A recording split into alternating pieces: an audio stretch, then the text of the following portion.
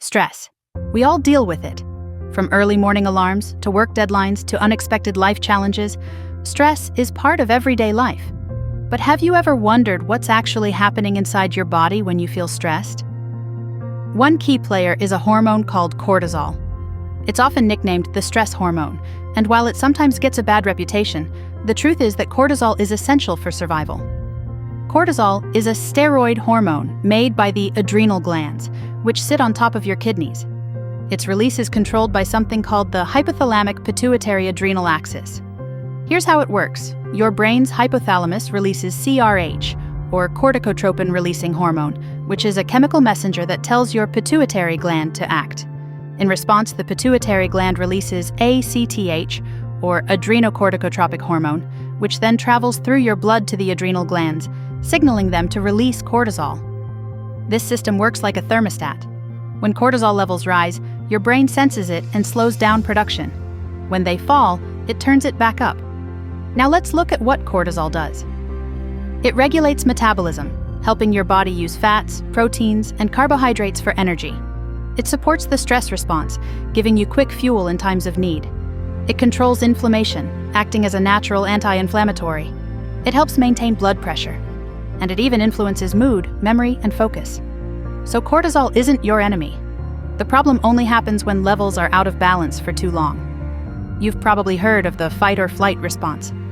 When your body senses danger, whether it's a predator or just an overflowing inbox, your adrenal glands release adrenaline and cortisol.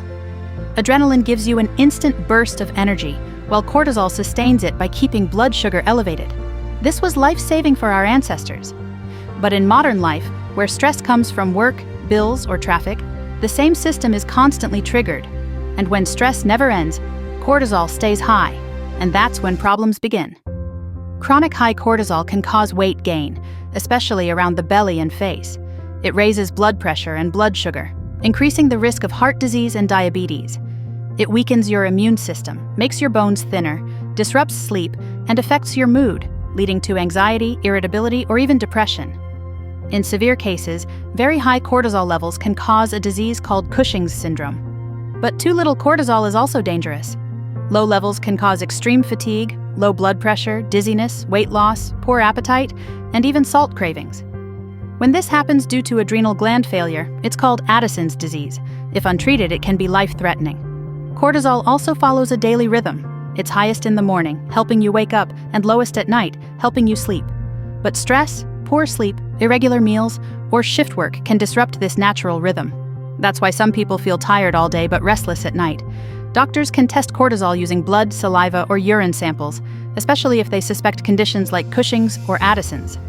Now let's talk about keeping cortisol balanced. The good news is, daily habits make a big difference. Prioritize sleep. Aim for 7 to 9 hours a night.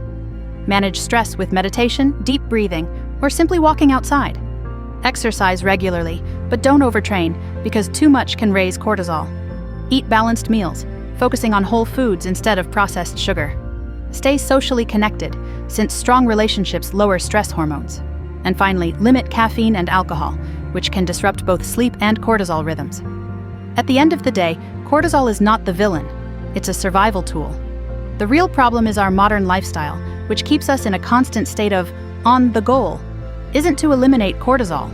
It's to restore its natural rhythm.